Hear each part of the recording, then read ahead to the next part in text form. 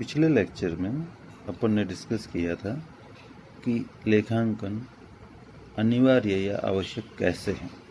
उसमें अपन ने विभिन्न पॉइंट डिस्कस किए थे कि लेखांकन को अपन अनिवार्य क्यों मानते हैं। कुछ संस्थाओं के लिए लेखांकन विलासिता भी हो सकता है, क्योंकि कुछ अति लघु व्यवसायों जैसे खोमचे वाले, गुड्डी के बाल बेचने वाले, गुब्बारे बेचने वाले, कुल्फी बेचने वाले, सड़क पर बैठकर जूते चप्पलों इत्यादि की मरम्मत करने वाले लोगों के लिए लेखांकन एक विलासितापूर्ण कार्य है और अनुपयोगी भी होता है, क्योंकि इनकी इतनी आय नहीं होती, न इनके इतना उधार रखने की क्षमता होती है, तो उनके लिए लेखांकन रखने की आवश्यकता ही नहीं थी। यदि ऐसे लोग लेखांकन करें, उन्हें बहुत हानि होती है, क्योंकि पिछले लेक्चर में अपन ने डिस्कस किया था कि परिस्थिति के हिसाब से कोई कार्य अनिवार्य है या विलासिता उसका निर्धारण होता है। इस प्रकार ऐसे छोटे व्यवसायों के लिए लेखांकन हानिकारक सिद्ध होता है। यदि ये लेखांकन करें तो उन्हें कुछ हानियां हो सकती है, जैसे नंबर 1, समय का नष्ट होना। यदि ऐसे लोग खुद लेखांकन करने बैठ जाएंगे तो उनका समय फालतू में नष्ट होगा और उस समय में वो व्यापार करके जो अतिरिक्त लाभ कमा सकते हैं उससे वंचित रहेंगे। तो इस प्रकार उनका समय व्यर्थ नष्ट होता है। दूसरी हानि है शक्ति का दुरुपयोग। शक्ति का दुरुपयोग का मतलब है उनके लिए ये कार्य उपयोगी नहीं है। तो ऐसी स्थिति में उनके द्वारा इस कार्य के लिए जो दिमाग लगाया जाएगा, जो मेहनत की जाएगी, वह शक्ति यदि अपना ये व्यापार करने में लगाएंगे तो उनको लाभ होगा। तीसरा पॉइंट है कार्य क्षमता में कमी। क्योंकि इनके लिए लेखांकन एक विलासिता है, काम की चीज नहीं है, फिर भी ये लेखांकन का कार्य करते हैं तो उस कार्य में उसको समय देना पड़ता है, और जितना समय इस कार्य में लेखांकन में व्यतीत होगा उससे व्यापारी की कार्य क्षमता में गिरावट आएगी, उसके लाभ और जीवन स्तर पर नकारात्मक प्रभाव डालेगी। क्योंकि एक समय में व्यक्ति एक ही कार्य कर सकता है, लेखांकन करेगा तो उस समय वो अपने मजदूरी से संबंधित कार्य नहीं कर पाएगा। अगला है धन का दुरुपयोग। धन का दुरुपयोग का मतलब है कि यदि व्यापारी खुद ये लेखांकन का कार्य नहीं करके किसी व्यक्ति को इस कार्य के लिए नियुक्त कर दे तो उस व्यक्ति को उसके लिए वेतन देना पड़ेगा, क्योंकि बिना धन के कोई कार्य नहीं करता। तो ऐसी स्थिति में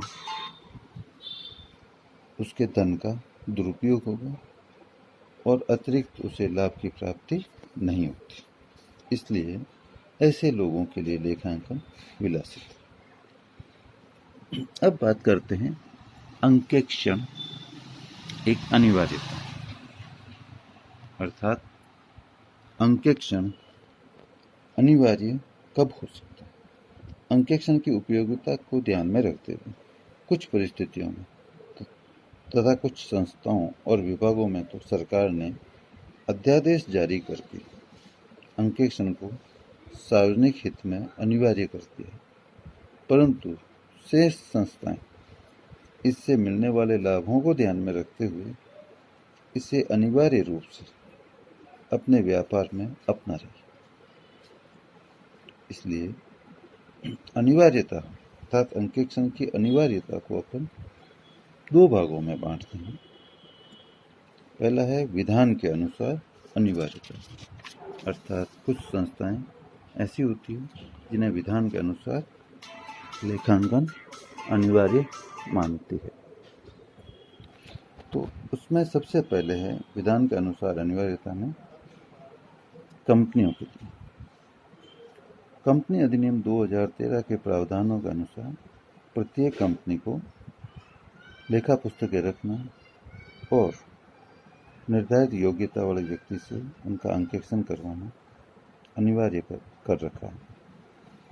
कंपनी में स्वामित्व और प्रबंध अलग अलग व्यक्तियों के हाथ में होते हैं। प्रबंध सही तरीके से कार्य कर रहा है या नहीं, इसके लिए कार्य का मूल्यांकन निष्पक्ष तीसरे व्यक्ति द्वारा किया जाता है, जिससे सभी पक्ष उस पर विश्वास कर सकें। अगला है ट्रस्टों के लिए।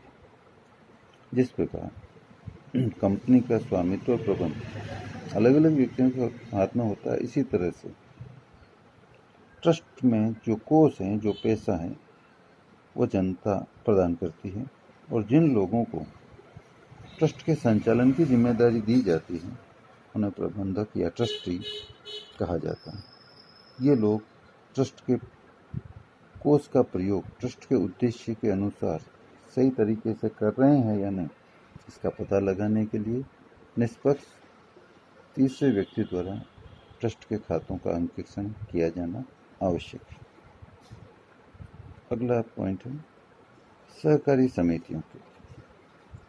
सहकारी समिति अधिनियम के अनुसार प्रत्येक सहकारी समिति का अंकेक्षण अनिवार्य किया गया है, जिसमें अंकेक्षक को यह पता लगाना होता है कि इसके संचालक सहकारिता के सिद्धांत के अनुसार समिति का संचालन कर रहे हैं या नहीं कर रहे हैं, और जो पैसा है उसका सही तरीके से सदुपयोग हो रहा है या नहीं हो रहा।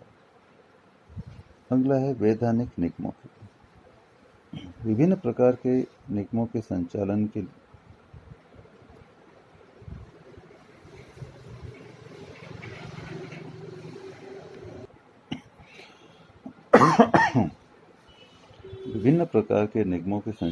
लिए उनके उद्देश्यों के अनुसार सरकार ने अलग अलग अधिनियम बना रखे, जैसे बीमा अधिनियम, बैंकिंग अधिनियम, बिजली अधिनियम आदि। उनके उद्देश्यों की प्राप्ति के लिए उनके अधिकारी नियमानुसार कार्य कर रहे हैं या नहीं कर रहे हैं, इसकी जांच निष्पक्ष व्यक्ति द्वारा की जानी आवश्यक होती है। इसलिए निगमों के लिए भी अंकेक्षण अनिवार्य है। सरकारी विभागों के लिए सरकार जनता के हित में जनता को सुविधा प्रदान करने के लिए सरकारी विभाग संचालित करती है। इनके द्वारा जनता का धन जनता के लिए खर्च किया जाता है। अधिकारियों द्वारा नियमानुसार धन खर्च किया जा रहा है या नहीं, किसी भी प्रकार की अनियमितता तो नहीं बरती जा रही है, इसका पता लगाने के लिए सरकार द्वारा भी निष्पक्ष व्यक्ति से अंकेक्षण कार्य करवाया जाता है। उसके बाद है एकल और साझेदारी व्यापार। सामान्यतः एकल व्यापारी और साझेदारी फर्म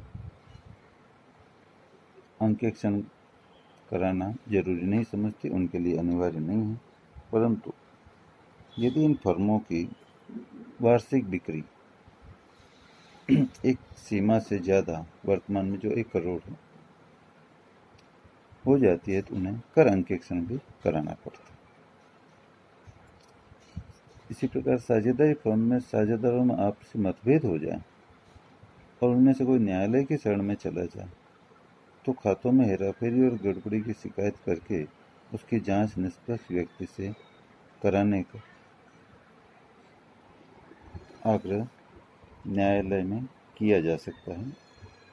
तो न्यायालय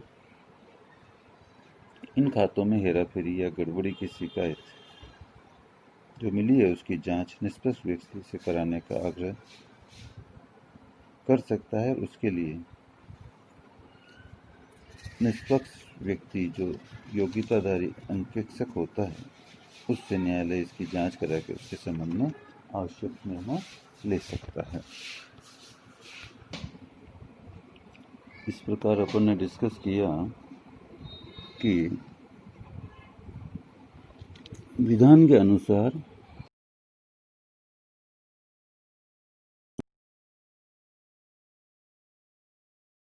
के लिए तथा ऐसे एकल और साझेदारी फर्मों के लिए जिनका वार्षिक आवर्त या बिक्री 1 करोड़ रुपए से अधिक हो, उन्हें अंकेक्षण कराना अनिवार्य है। एकल व्यापार और साझेदारी फर्में जिनका टर्नओवर 1 करोड़ से अधिक होता है, उन्हें सरकारी नियमानुसार कर अंकेक्षण कराना होता है।